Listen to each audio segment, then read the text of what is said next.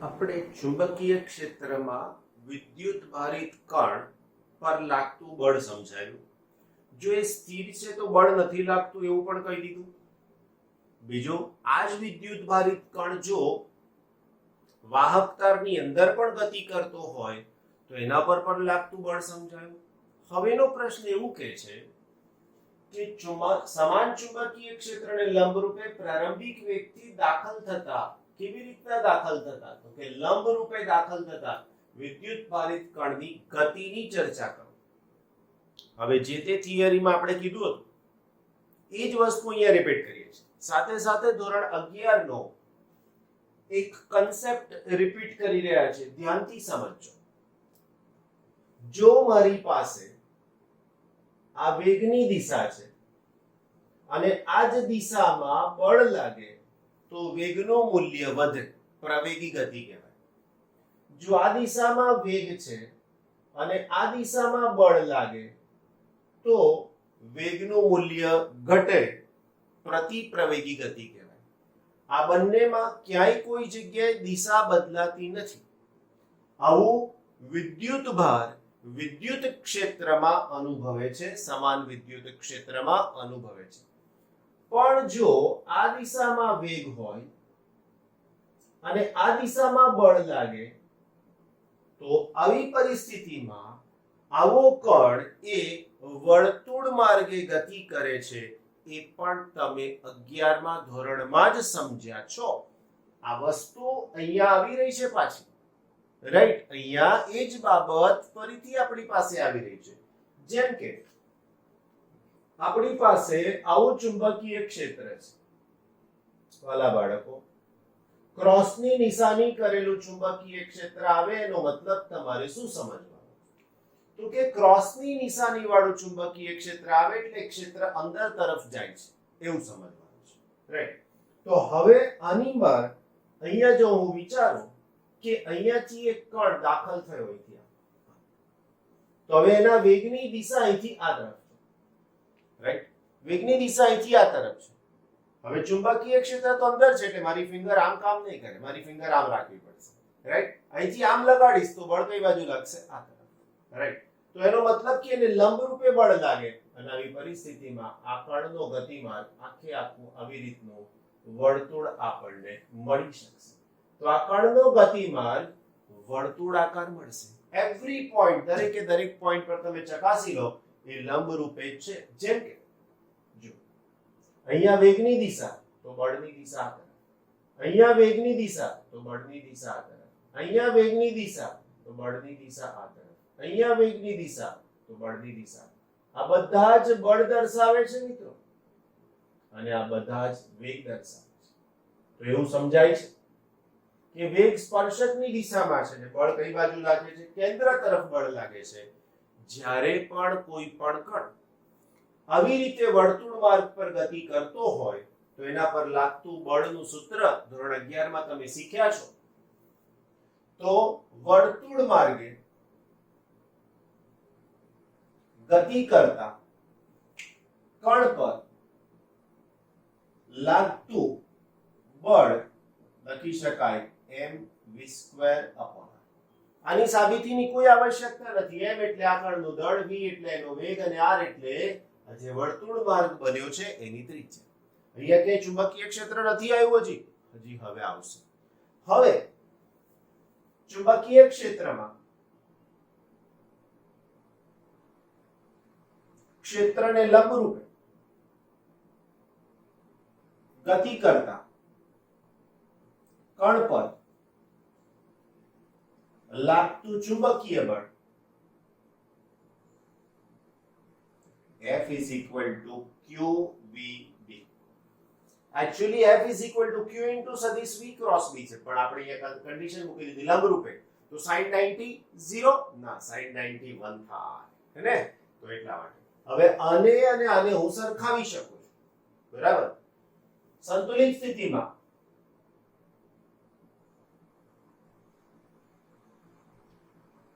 હું લખી શકું છું mv²/r is equal to QVB. તો અહીંયાથી એક v અને અહીંયાથી એક v કેન્સલ થઈ જાય. કરેક્ટ? હવે મારે આ વર્તુળ માર્ગની ત્રિજ્યા જોઈએ છે મારા વાલા મિત્રો, તો હું સૂત્ર લખીશ r આરામ જશે તો અહીંયા સૂત્ર થઈ શકશે mv ના છેદમાં qb. ફિઝિક્સમાં અગત્યના સૂત્રોની અંદર આની ગણતરી થાય. શું અગત્યતા છે આ સૂત્રની? જોઈને જ ખબર પડશે. સોરી v સ્ક્વેર નહીં આવે, હો બચ્ચાઓ, mv આવશે. mv upon qb. તમારો એક એમસીક્યુ બની જ ગયો એવું સમજી લો આની અંદરથી. r proportional to m, દળ વધે એમ ત્રિજ્યા વધે. બીજું v proportional to r, જેમ જેમ વેગ વધે તેમ ત્રિજ્યા વધે. q વધે તેમ ત્રિજ્યા ઘટે, b વધે તેમ ત્રિજ્યા ઘટે. આ બધા જ જે પોઈન્ટ્સ બોલ્યો ને મારા વાલાઓ, એ તમારા આના બેઝ પરના સૂત્ર પરના એમસીક્યુ છે. રાઈટ. આની આગળનું એક સાધનનું નામ છે સાયક્લોટ્રોન. સાયક્લોટ્રોન સાધન પણ આ સિદ્ધાંત પર કામ કરે છે. તમે અહીંયા ઉપર લખી શકો છો mv બરાબર p બરાબર વેગમાન લેતા. જો હું આવું લઉં છું તો અહીંયા મારી પાસે સૂત્રમાં શું બન્યું કહેવાય, તો અહીંયા મારી પાસે સૂત્ર બનશે r p ના છેદમાં q. મતલબ જેમ જેમ વેગમાન વધે તેમ તેમ વર્તુળ માર્ગની ત્રિજ્યા પણ વધશે. રાઈટ. તો આ આગળ જે સાધન બનાવવાનું છે, સમજાવવાનું છે, સિદ્ધાંત રચના કાર્ય બધું જ એનો આ બેઝિક પોઈન્ટ થયો છે. રાઈટ. બીજું સમજાવીએ છે આગળ. બીજું સમજાવીએ છે કે આપણી પાસે વર્તુળ માર્ગે ગતિ કરતા કણ માટે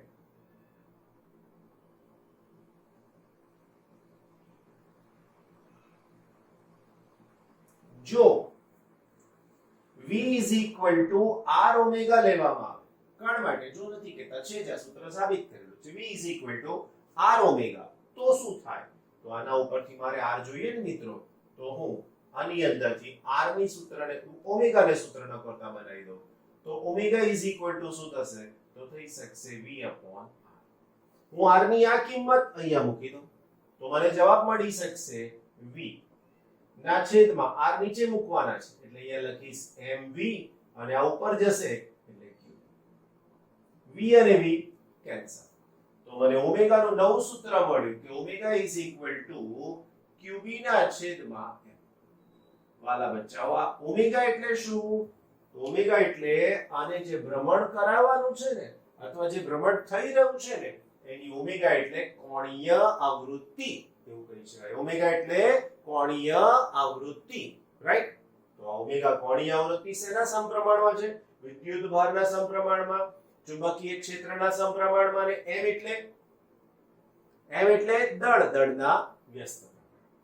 બીજી એક ચર્ચા અહીંયાથી થોડીક બદલીને આપણે કરવા માંગીએ છીએ કે જો આવી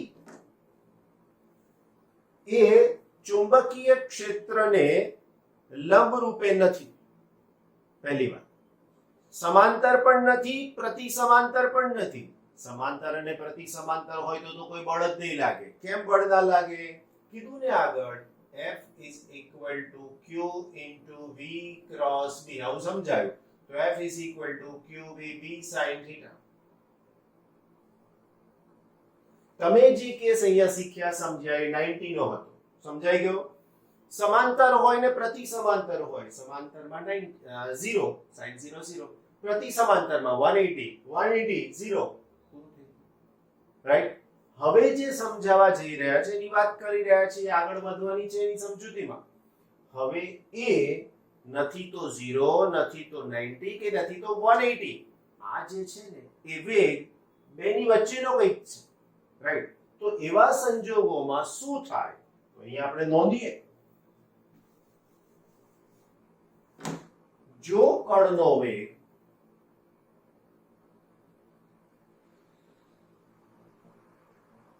b ને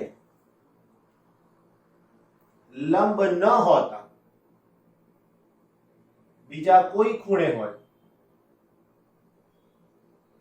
તો વેગ v ના બે ઘટકો, કયા બે ઘટકો? અહીંયા લખી શકાય v સમાંતર અને v લંબ લઈ શકાય. રાઈટ. હવે આ શું અસર કરે એ જોવાનું છે. હમણાં જ કીધું વાલા મિત્રો કે સમાંતર ઘટક નો મતલબ શું? ચુંબકીય ક્ષેત્રને સમાંતર. એટલે વી સમાંતર એટલે બી ને સમાંતર. હમણાં જ સમજાયું. જો બી ને સમાંતર હોય તો એના વેગમાં કોઈ જ ફેરફાર ના થાય. કેમ? કારણ કે એની ઉપર ચુંબકીય બળ લાગવાનું જ નથી. બીજું, આ વી ને લંબ હોય તો એ શું કરે? તો વી ને લંબ એટલે બી ને લંબ, વી લંબ એટલે બી ને લંબ, વી લંબ સાથે બોલાય છે. વી લંબ એટલે બી ને લંબ. આ ઘટક એ કણની ગતિ વર્તુળાકાર માર્ગે ચાલુ રાખશે. બે વસ્તુ થઈ. ધારો કે ચુંબકીય ક્ષેત્ર આ દિશામાં છે તો કણ શું કરશે? તો કે અહીંથી ગતિ કરતો કરતો આમ આગળ વધશે. કેમ? તો કે બે બળ લાગ્યા. એક બળ આ દિશામાં વેગ અચળ રાખીને ગતિ કરવાનું કહે છે, જ્યારે બીજો ઘટક શું કહે છે? વર્તુળ માર્ગે ગતિ કરવી. સમજાયું? ફરીથી એકવાર. વી સમાંતર ઘટક x દિશામાં ગતિ કરાવડાવે છે. વી લંબ ઘટક એ x દિશાને લંબ દિશામાં ગતિ કરવાનું કહે છે, પણ માર્ગ કેવો? વર્તુળાકાર માર્ગ. આવો જે પથ મળે એવા પથને હેલિકલ પથ કહેવામાં આવે છે. આવા પથને હેલિકલ પથ કહેવામાં આવે છે. અને આવો હેલિકલ પથ જો ડ્રો કરીએ તો આવી રીતના દોરી શકાય. ધારો કે x દિશા છે, આ y દિશા છે અને આ z દિશા છે. કણે અહીંથી ગતિ કરવાનું શરૂ કરવાનું વિચાર્યું તો આ પથ તમે આવી રીતે વિચારી શકો છો.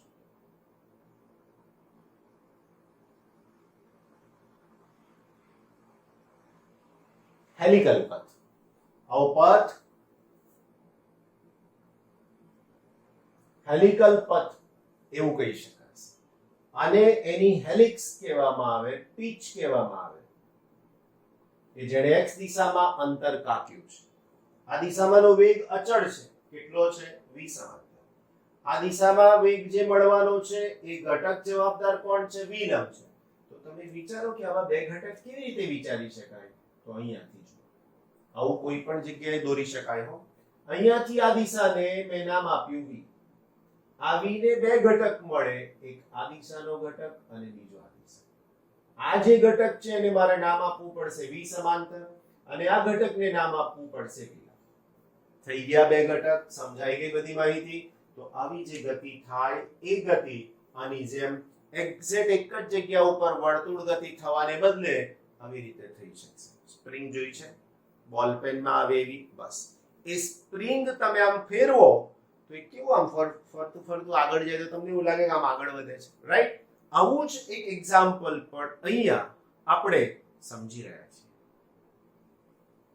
ઓકે, તો બીજી સૂત્રની સાથે રિલેટેડ આગળ માહિતી કેટલીક સમજવાની કોશિશ કરીએ. માહિતીમાં શું છે? તો મને ઓમેગા મળી ગયા, મને આવૃત્તિ જોઈએ છે. તો ઓમેગા બરાબર 2 પાઈ ન્યુ. આ ન્યુ એ આવૃત્તિ છે. મને આવૃત્તિ જોઈએ છે આના ભ્રમણની. તો આવૃત્તિ કેવી રીતે લાવીશ? તો આના ઉપરથી સૂત્ર લખી શકાય કે new is equal to omega upon 2 pi. Omega તો મારી પાસે છે જ, તો હું સૂત્ર લખી દઉં. તો આની અંદર ઓમેગા ની જગ્યાએ હું કિંમત મૂકી શકીશ qb અપોન 2 પાઈ m. વાલાઓ, અગત્યનું સૂત્ર છે આ, જે ન્યુ આવૃત્તિની સાથે જોડાય છે. qb અપોન 2 પાઈ m. એક સિદ્ધાંત નવો મળ્યો આની જેમ. જોયો? આની અંદર નવો સિદ્ધાંત મળ્યો. કયો સિદ્ધાંત? ચેક કરો બરાબર. શું દેખાય છે તમને?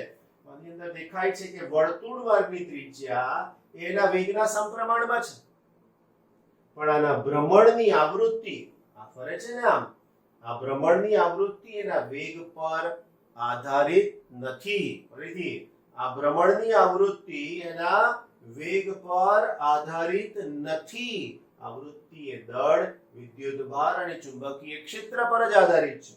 બીજી એક નાની સરખી વાત આની અંદર એડ કરી લઈએ. આવર્તકાળ. વાલાઓ, ભ્રમણ પૂરું કરવું છે આની અંદર, તો એનો આવર્તકાળ t = 1 ન્યુ થઈ શકે. તો આના ઉપરથી આવર્તકાળનું સૂત્ર લખો તો આનીથી ઊંધું થઈ જાય, qb અને 2 પાઈ m થઈ શકશે. તો તો આ પણ એટલું જ અગત્યનું સૂત્ર છે અને આ બધા જ સમીકરણ 1, સમીકરણ 2 અને સમીકરણ 3 એ આપણી નેક્સ્ટ થિયરીનો બેઝ છે, પાયો છે, એ ધ્યાન રાખવાનું રહેશે. સમજાય છે ને? બસ આ જ વસ્તુ લઈને છેલ્લો પોઈન્ટ કે આ જે પિચ લખ્યું છે, પિચ શું છે? તો પિચ એ વિદ્યુત ભારિત કણે x દિશાની ગતિ દરમિયાન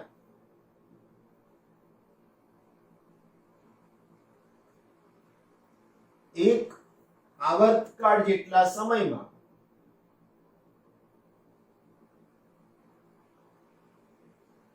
કાપેલ અંતર છે, જેને શું કહેવામાં આવે છે? પિચ.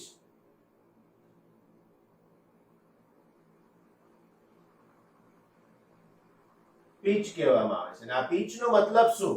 તો પિચ બરાબર v સમાંતર, v સમાંતર અને એની સાથે t. કેમ?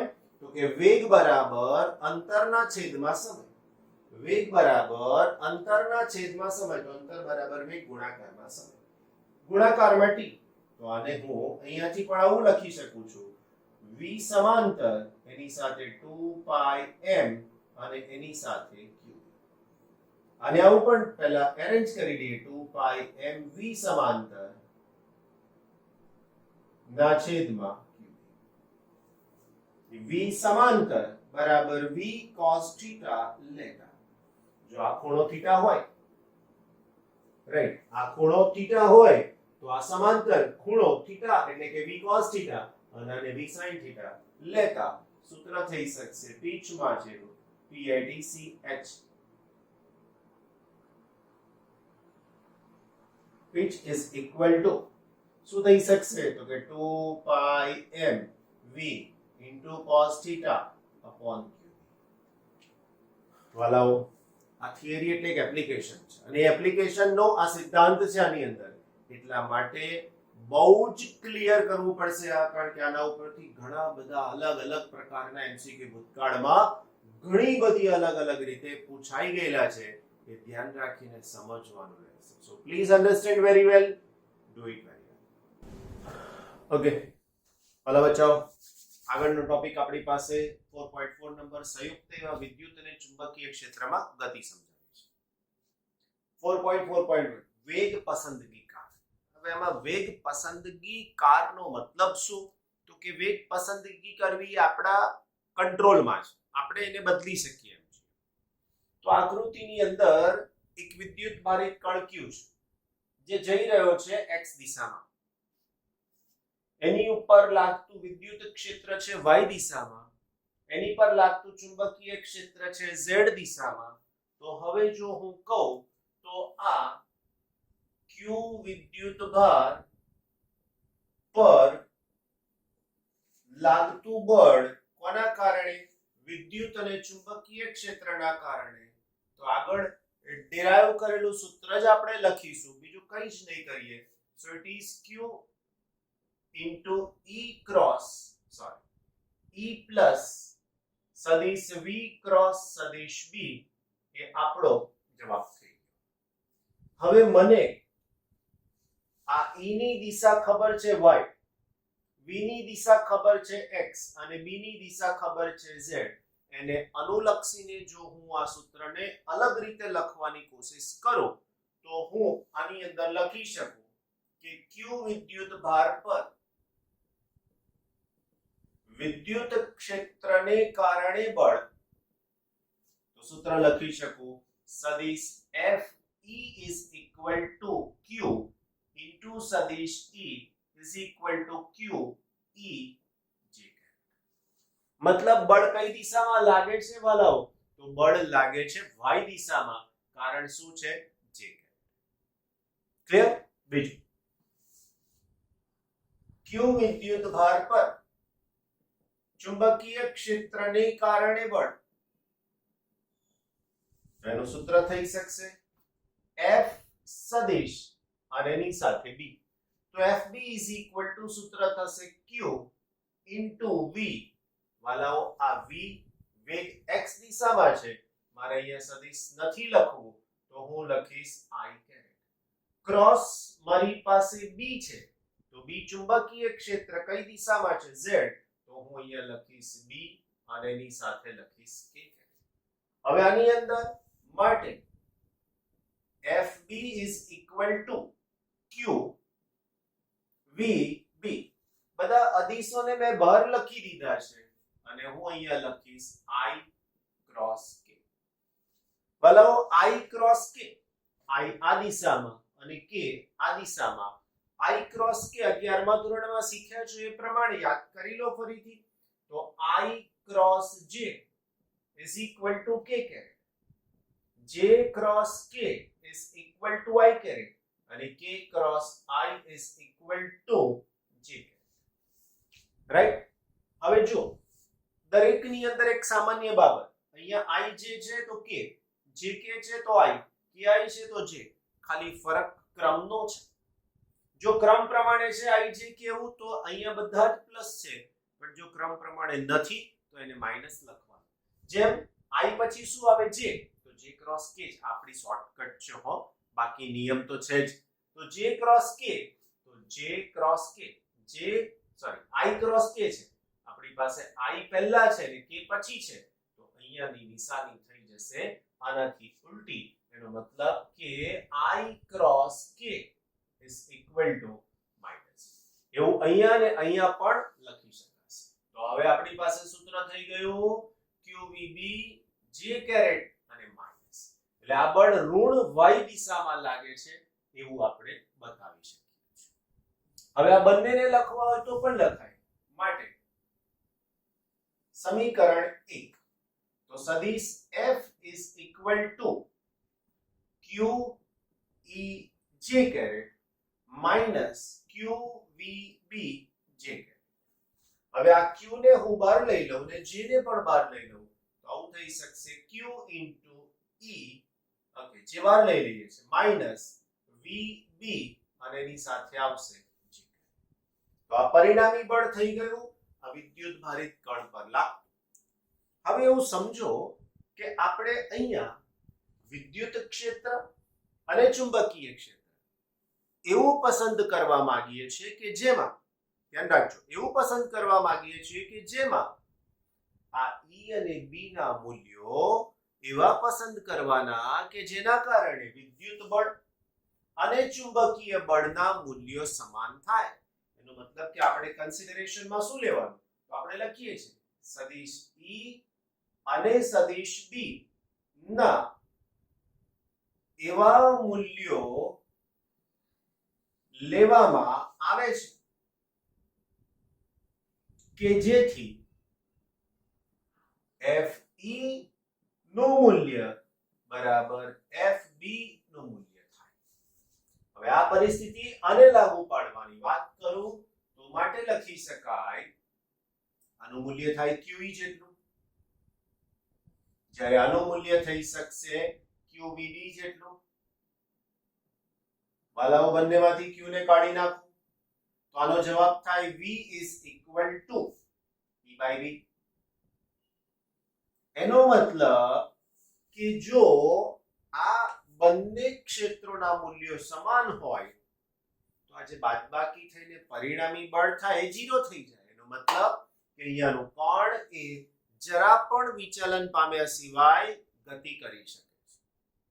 સમજાયું? બીજી વાત કરી આની અંદર ગતિ કરતા કણનો વેગ કેટલો હોય તો કે E by B જેટલો. જ્યારે પણ એના મૂલ્યો જુદા હોય અથવા તો તમે એની ઉપરથી ગણતરી કરી શકો છો. ભવિષ્યમાં આ જ વસ્તુને તમે પ્રકાશના વેગ તરીકે પણ લેવાના છો. આ હકીકતનો ઉપયોગ કરીને ઘણા બધા સાધનો બનાવવામાં આવે છે, જેમાં પહેલું સાધન છે માસ સ્પેક્ટ્રોમીટર. માસ સ્પેક્ટ્રોમીટર આ સાધનમાં R is proportional to m છે અને એ દળથી સ્વતંત્ર રહી અને ગતિ કરાવવાનું કે છે. બરાબર છે?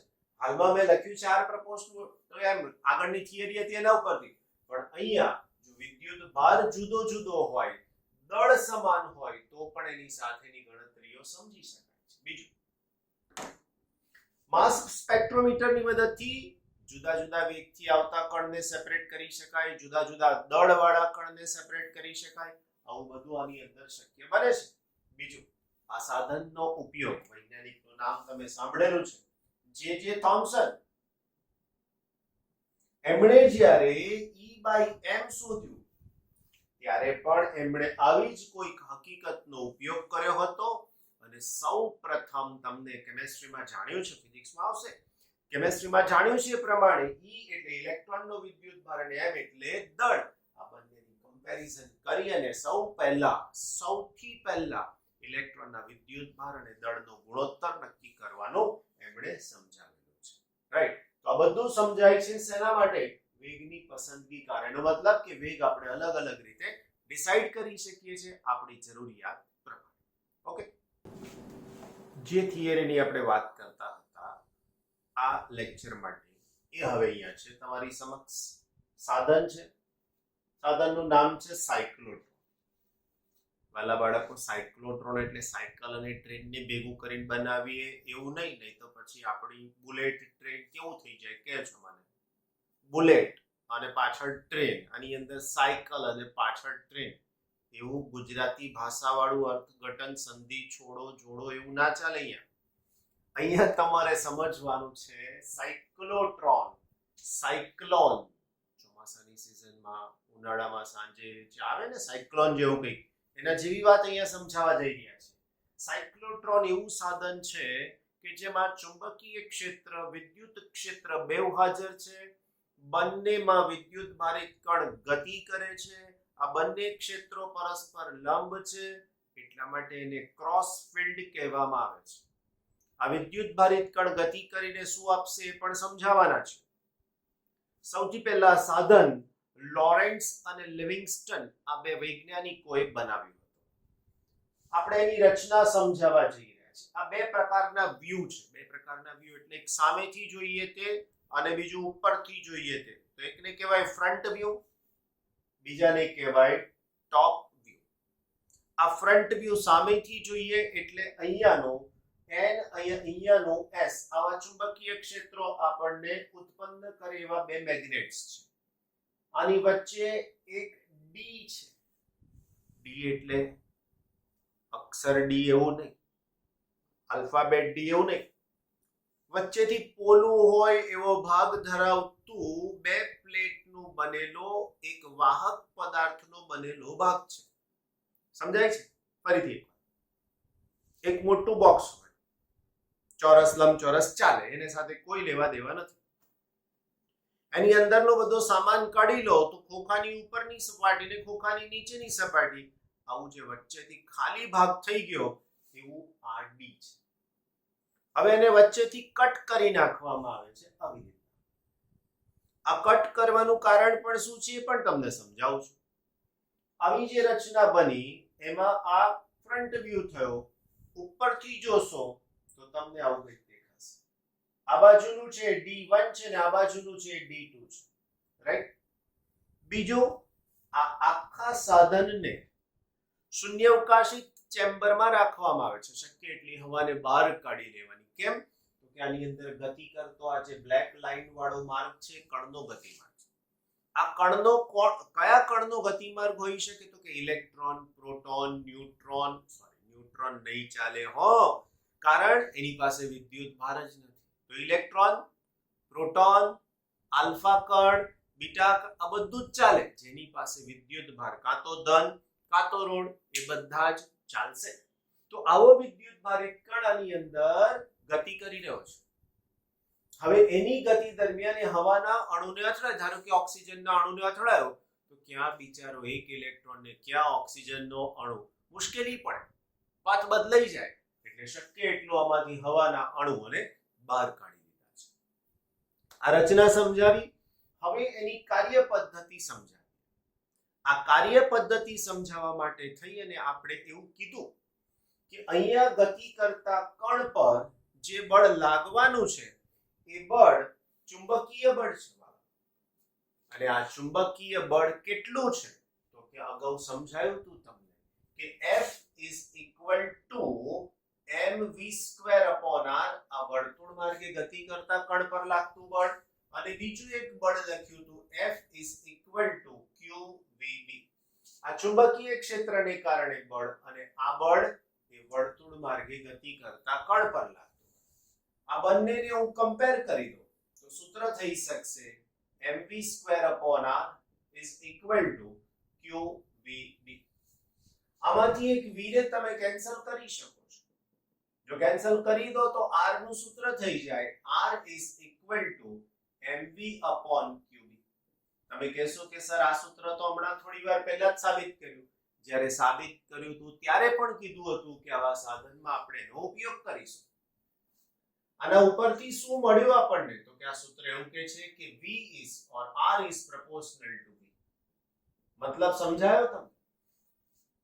કે જેમ જેમ આ કણનો વેગ વધતો જશે તેમ તેમ એની ત્રિજ્યા પણ વધતી જશે બરાબર છે તો આ સિદ્ધાંત પર આ સાધન કામ કરે છે બીજી વાત આની ત્રિજ્યા વધારવા માટે શું કરવું પડે કેમ તો કે ચુંબકીય ક્ષેત્ર તો કોઈ કામ જ નથી કરવાનું કારણ કે આ કણ ચુંબકીય ક્ષેત્રને લંબરૂપે ગતિ કરવા માંડે છે લંબરૂપે ગતિ થતી હોય તો qvb બળ લાગે એનો વેગ તો અચળ જ થઈ જાય અને એની ગતિ માત્ર વર્તુળ માર્ગે અત્યારે ત્યાં જ ચાલુ તો મારે તો ત્રિજ્યા વધારવી છે તો શું કરવું પડે તો કે ત્યાં એક નવું બળ લાગે છે નવું એટલે કંઈ અલગ નથી મારા વાલાઓ આ બળ એ જ વિદ્યુત બળ છે હવે આને વિદ્યુત બળ લગાડી શકાય એટલા માટે અહીંયા આંદોલક કીધું છે તમને એમ થાય કે સર આંદોલન આ લોકો પણ કરે છે આંદોલન નથી મારા વાલાઓ આંદોલક છે ગુજરાતી વર્ડ બહુ ટિપિકલ હોય કેટલીક વાર ગુજરાતી વર્ડ આંદોલક છે એનું ઇંગ્લિશ વર્ડ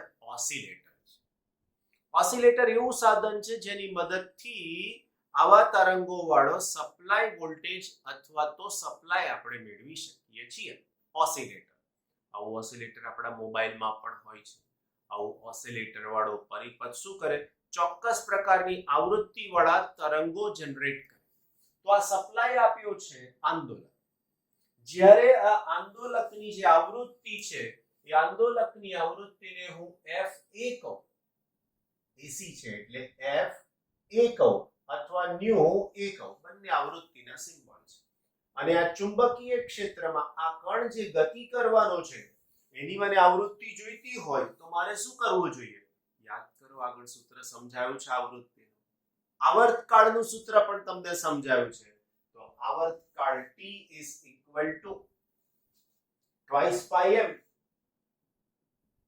ના છેદમાં qb તો આના ઉપરથી આવૃત્તિનું સૂત્ર છે આવૃત્તિ is equal to qb upon 2 pi right તો આવા સૂત્રો તમને બંને એક જ સરખા છે ખાલી આવર્તકાળ અને આવૃત્તિ એકબીજાના વ્યસ્ત પ્રમાણમાં છે એવું કહી શકાય નંબર 2 હવે આ સૂત્રમાં તમે આ આવૃત્તિને હું અહીંયા કહીશ c સાયક્લોટ્રોનની આવૃત્તિ c નો મતલબ સાયક્લોટ્રોનની આવૃત્તિ સાયક્લોટ્રોન આ જે કણ ભ્રમણ કરવાનો છે ની આવૃત્તિ બીજું તમે આવૃત્તિમાં જોઈ શકો છો કે ક્યાંય કોઈ જગ્યાએ v આવતો જ નથી मतलब શું કણ નાના ત્રિજ્યાના માર્ગ પર ભ્રમણ કરે કે કણ મોટી ત્રિજ્યાના માર્ગ પર ભ્રમણ કરે કે કણ હાઈએસ્ટ ત્રિજ્યાના માર્ગ પર ભ્રમણ કરે ગમે ત્યાં ભ્રમણ કરતો હોય તો દરેક વખતે એની આવૃત્તિ ત્રિજ્યા સાથે નથી બદલાતી આવૃત્તિ અચળ જ હોય છે આ એવું કહેવા માંગે છે કે નાની ત્રિજ્યા તો વેગ ઓછો મોટી ત્રિજ્યા વેગ વધારે હાઈએસ્ટ તો વેગ હાઈએસ્ટ પણ આવૃત્તિ પર આ કોઈ જ કાળે અસર કરતું નથી તો હવે જ્યારે જો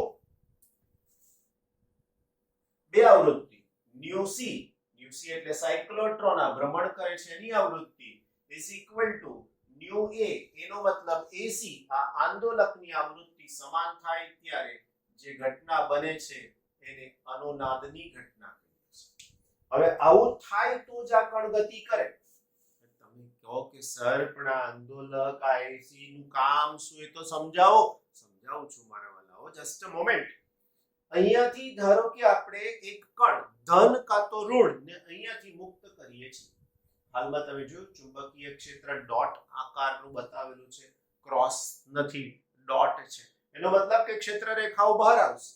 હવે જ્યારે આવો કણ તમે અહીંથી છોડો તો એ કણ જે નીકળે છે એમાં આની આ જ આકૃતિ હું અહીંયા ફરીથી દોરી રહ્યો છું, સમજજો, ખાલી તમને સમજાવવા માટે, રાઈટ.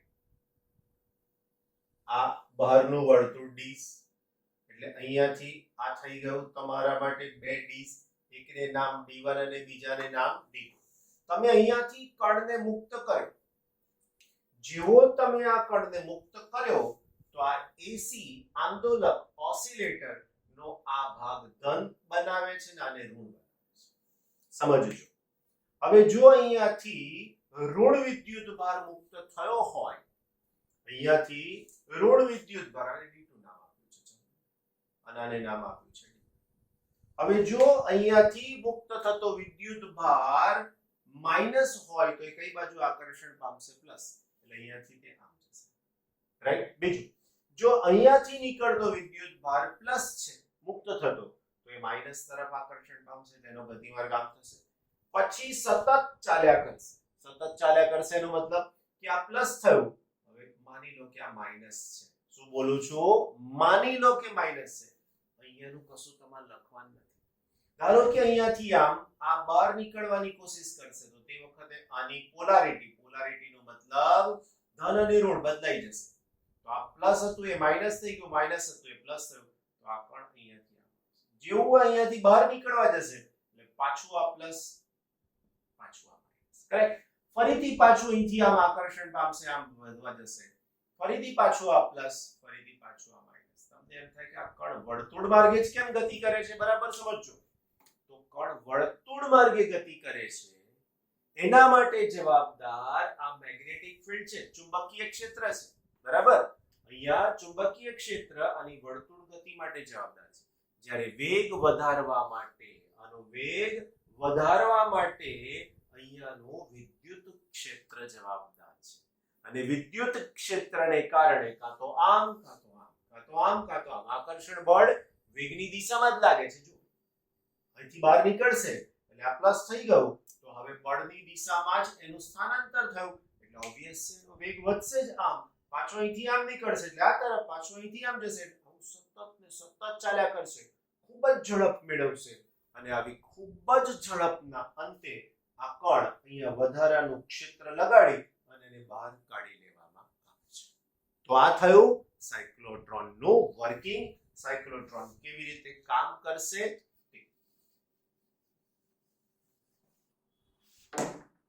હવે સાયક્લોટ્રોન માટે તમારે વેગનું સૂત્ર જોઈતું હોય તો વેગ v બરાબર સૂત્ર આપણે લખી શકીએ એમ છે સમીકરણ 1 પરથી. વેગ v is equal to q dr ના છેદમાં n થઈ શકશે, રાઈટ. હવે આના ઉપરથી તમારે વેગ મળી ગયો. હવે આના ઉપરથી તમારે ગતિ ઊર્જાનું સૂત્ર લખવું હોય તો ગતિ ઊર્જા બરાબર 1/2 mv² પણ તો is equal to 1/2 અને m v નો સ્ક્વેર એટલે q² b² r² અને m². એક m કેન્સલ પણ થઈ જાય તો ગતિ ઊર્જા બરાબર 1/2 q² b² r² અને m આવું પણ લખી શકાય. કેટલીક વખતે જો બીજા ચેપ્ટર અનુસાર ગતિ ઊર્જાનું સૂત્ર લખો તો ગતિ ઊર્જા બરાબર ev એવું પણ લખાય છે. આમાં e એટલે ઇલેક્ટ્રોનનો વિદ્યુત ભાર અને v એટલે સ્થિતિમાન. તો જ્યાં v બરાબર વિદ્યુત સ્થિતિમાન. વાલાઓ બહુ બધા દાખલા આના ઉપરથી અઢળક દાખલા અને MCQs પૂછાયેલા છે, એટલે બહુ જ સમજી વિચારીને આ પોઈન્ટ્સને તમારે યાદ કરી લેવાનો રહેશે. બીજું, તમને એમ થાય કે બધું શોધ્યું પણ કામમાં શું આવે?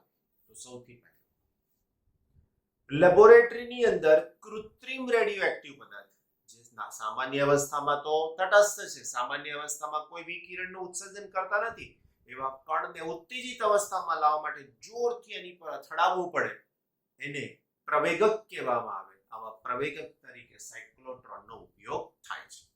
પહેલો ઉપયોગ. બીજો, આયન ઇમ્પ્લાન્ટેશનમાં થાય. આયન ઇમ્પ્લાન્ટેશન એટલે આ પદાર્થ છે, જાડી પ્લેટ છે ને એમાં મારે કોઈ કણને આમ ઘુસાડી દેવો છે, તો કેવી રીતે થાય? આ કણનો વેગ જોરથી બહુ જ વધારે હોય તો આની અંદર અથડાય તો અંદર સુધી જતો રહે. રાઈટ. ત્રીજો, સંયોજનની બનાવટની અંદર પણ ઉપયોગ થાય છે. કેમિસ્ટ્રીના વર્ડ્સ છે. સંયોજન, એકની સાથે બીજી એલોયસ બનાવવી હોય, ભેગા કરવાના હોય તો ત્યાં આનો ઉપયોગ થઈ શકે છે. પદાર્થ, પરમાણુ, ન્યુક્લિયસ, આ બધાનો કણ બહુ જ નાના બતાવે છે. એના અભ્યાસ માટે પણ આવા પ્રવેગકનો ઉપયોગ થાય છે. લેબોરેટરીની અંદર, મેડિકલ ક્ષેત્રે પણ આવા સાધનનો ઉપયોગ થઈ શકે છે. એની કેટલીક મર્યાદાઓ પણ છે જે આપણી ટેક્સ્ટબુકમાં નથી, પણ હું તમને કહી રહ્યો છું. આ મર્યાદા એવું કે છે કે આ જે ભ્રમણ કરતા કણ માટેની જે આવૃત્તિ છે, હવે તમે વિચારી લો, એમ ઇલેક્ટ્રોન લીધો તેનું દળ -31 છે. હવે એના વિદ્યુત ભારની સાથે કમ્પેરિઝન કરીને ગણતરી પણ કરો ને મારા વાલાઓ, તો 10⁹ હર્ટ્ઝ આવૃત્તિ આવે. આ ફરવાની આવૃત્તિ 10⁹ આવે. એવું કોઈ સાધન બનાવવું જોઈએ અહીંયા કે 10⁹? વિચારવામાં પણ તકલીફ પડે. 10⁹ વખત એ એસી બદલ્યા કરે એવી આવૃત્તિ અહીંયા જનરેટ થવી જોઈએ, તો જ અનુનાદ થાય અને તો જ આ સાધન કામ કરી શકે. એટલે બહુ અઘરું છે એની અંદર. બીજો, આ ચુંબકીય ક્ષેત્ર મોટા વિસ્તારમાં, ઘણો મોટો વિસ્તાર હોય, 3, 4, 5 ફૂટ મોટો વિસ્તાર. હવે આવા મોટા વિસ્તારની અંદર આવું સમાન ચુંબકીય ક્ષેત્ર જાળવી રાખવું પણ એ એક મુશ્કેલીનો વિષય છે. છેલ્લી વાત, આઇન્સ્ટાઈન એવું સમજાવે છે કે જેમ જેમ વેગ વધે કણનો, એમ એનું દળ પણ બદલાતું જાય. તો આવું જો દળ બદલાય તો એનું ગણતરીનું f નું મૂલ્ય પણ બદલાશે, આવૃત્તિનું ન્યુનું મૂલ્ય પણ.